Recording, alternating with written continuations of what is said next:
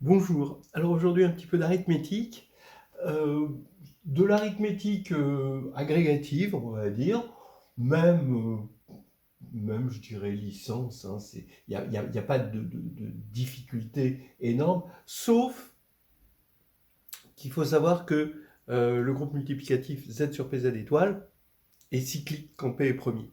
Voilà. Bon, qui est quand même un classique, qui se fait en développement, et comme le développement est un peu court, ça peut faire une très jolie application de cette cyclicité. Alors, j'ai appelé ça donc somme de puissance modulo n, donc d'entiers consécutifs en fait.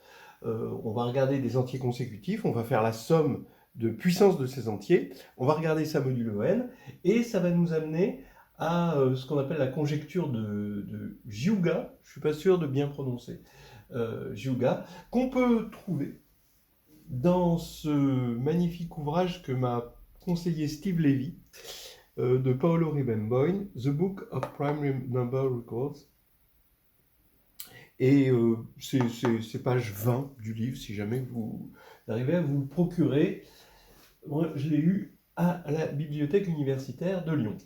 Bien, allons-y. Le premier exercice, alors imaginons qu'on a fait un développement sur le fait que z sur pz étoile est un groupe multiplicatif cyclique. D'accord?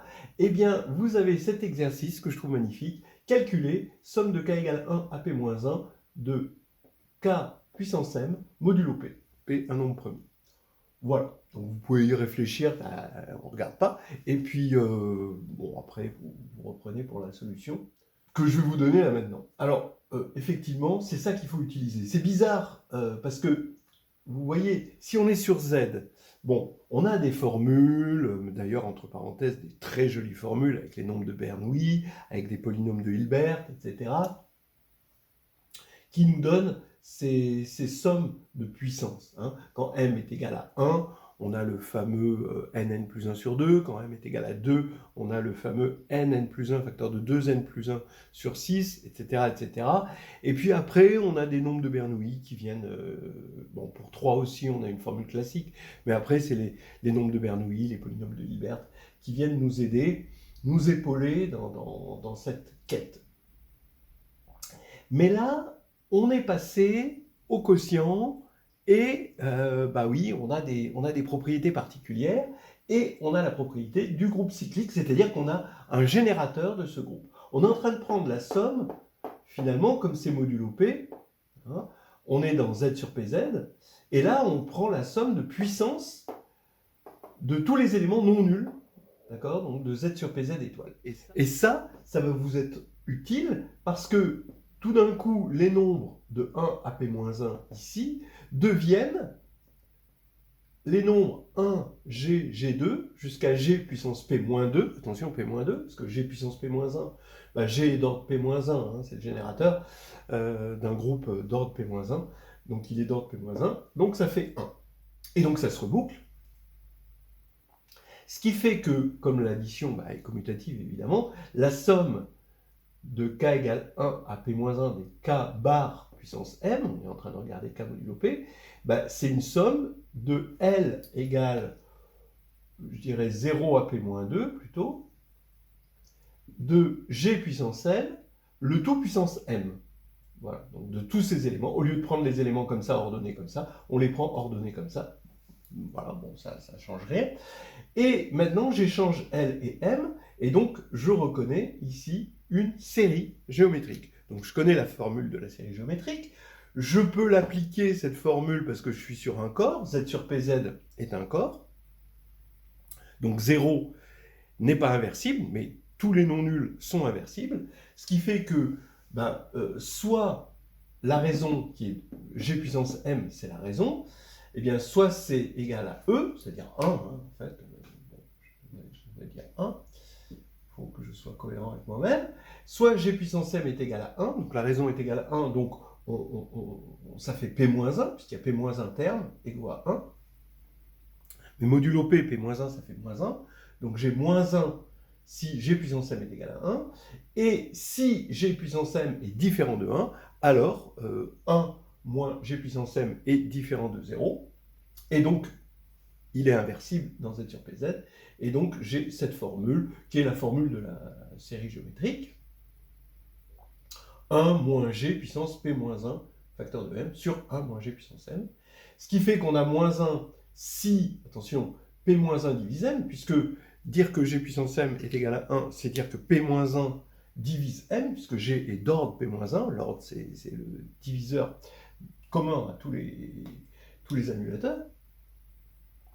Et ici, sinon, si g puissance m est différent de 1, c'est-à-dire si p moins 1 ne divise pas m, alors ici on aura g puissance p moins 1, ça fait 1, puissance m ça fait 1, 1 moins 1 ça fait 0, et là ça fera 0. Donc voilà l'exercice terminé, ça fait moins 1 ou 0 selon si p moins 1 divise m ou pas, ce qui fait un test finalement de divisibilité par p moins 1. Alors maintenant, on attaque un peu la conjecture de Hyuga. On dit que n est un nombre de Hyuga. Alors, des fois, dans d'autres sources, on va avoir d'autres nombres de Hyuga, mais pour moi, ça va être ça. Si somme de k égale 1 à n-1 de k puissance n-1 est congrue à moins 1 modulo n. Alors, quel est le but? Le but, c'est encore de construire des pseudo-premiers.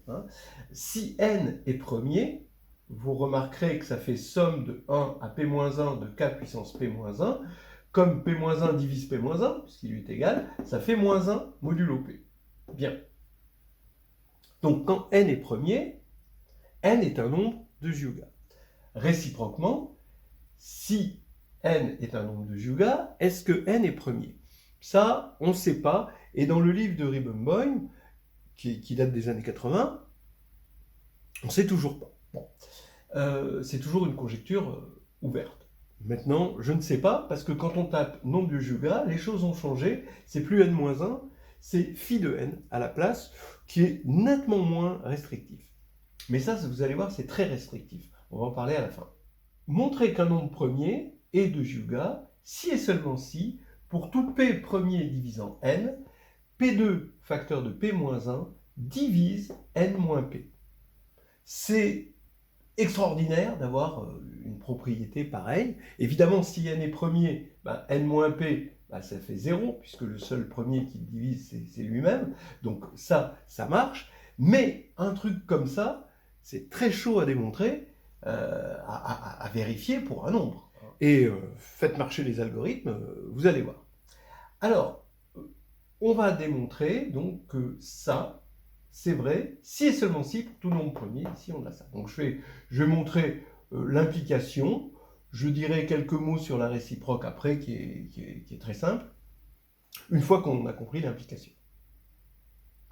P divise n, P premier. Donc n est égal à P fois un certain T. D'accord. Donc maintenant, je vais remplacer ici n par P fois T. Donc ça fait ça. Et je sais qu'on a ça. Donc, comme c'est congru à moins 1 modulo n, la même somme est congrue à moins 1 modulo p, puisque p divise n. On est passé de z sur nz dans z sur pz. Bon. Donc ça, pas de problème, puisque p divise n. Alors maintenant, je remarque que pt-1, c'est-à-dire n-1, c'est p-1t plus t-1, ce qui va faire que le k puissance p-1t plus t-1, ça, donc ce k puissance pt-1, je l'écris comme ça. Bien, alors, regardez, si je regarde juste la somme de 1 à p-1, eh bien, k puissance p-1, ici, on sait que l'ordre d'un élément divise l'ordre du groupe, on est dans z sur pz étoile, ça fait 1. Donc, il ne reste que k bar puissance t-1. Donc ça, c'est une remarque. Mais là, on n'est allé que de 1 à p-1 et non pas de 1 à pt-1. Mais, ce que je remarque, c'est que cette somme,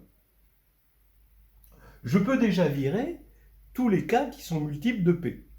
Bon, puisque ça fait 0. Ici.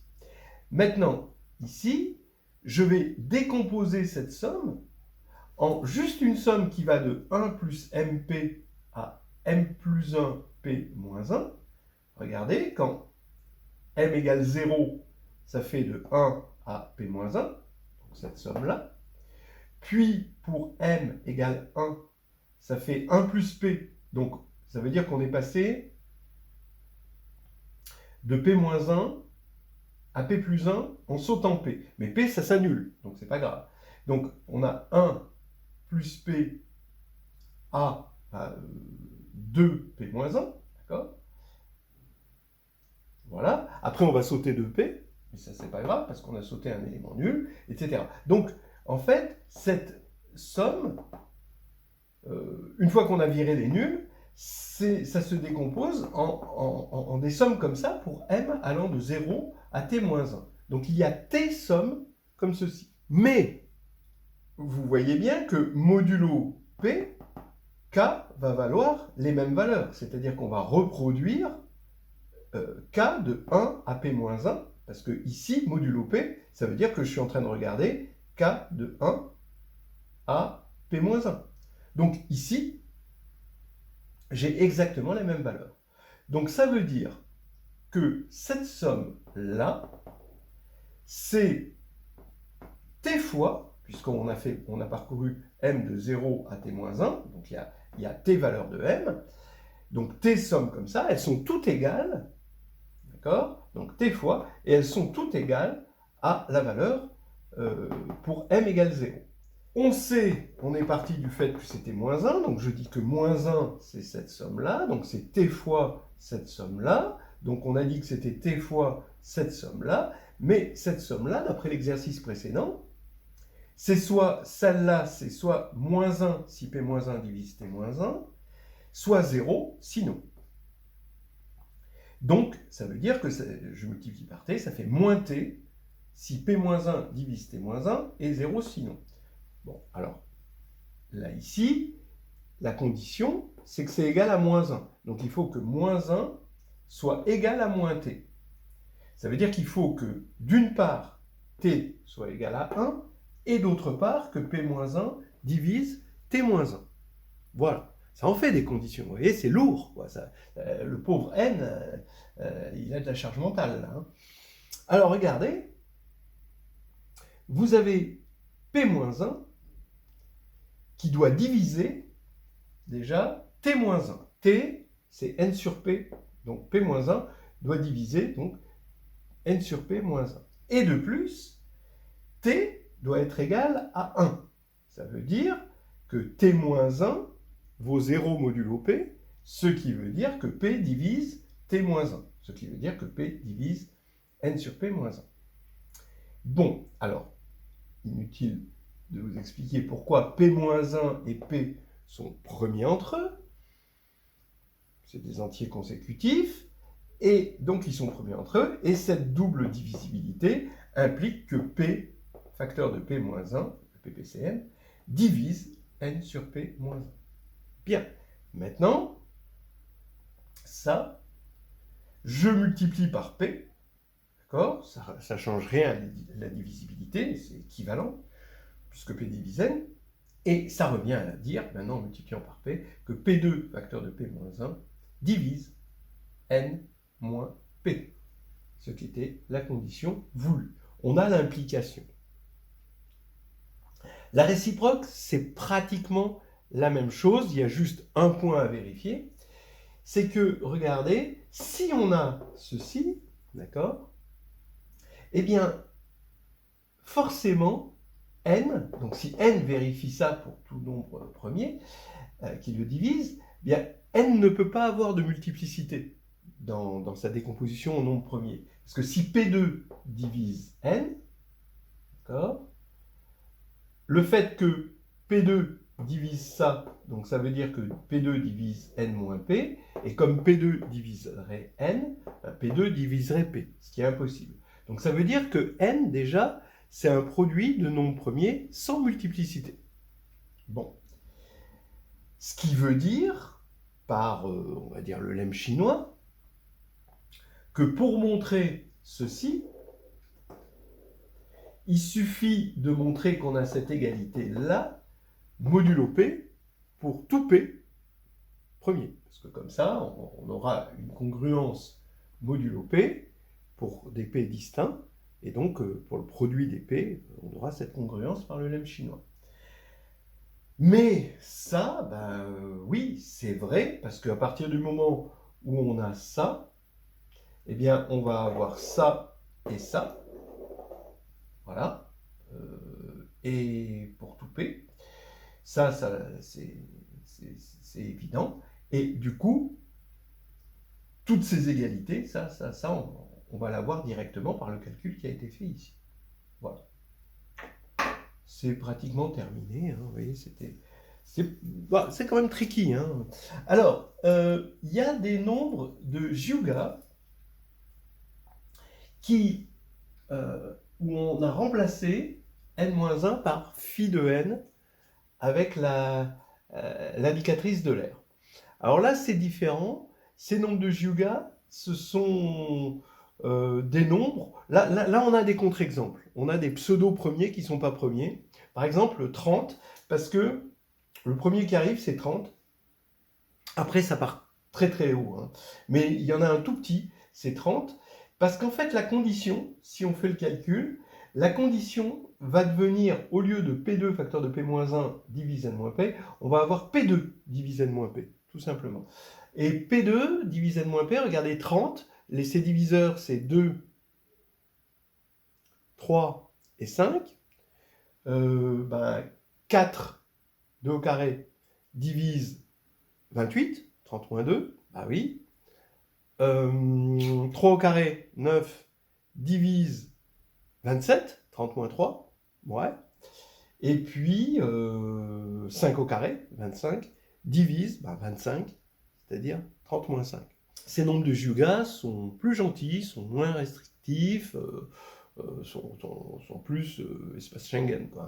Voilà. Mais cela, eh bien, dans ce livre qui est, je vous dis, des années 80, il est dit qu'on n'a pas trouvé à ce moment-là de nombre vérifiant ça qui ne soit pas premier, ayant moins de 1700 digits. D'accord. Donc ça fait rêver.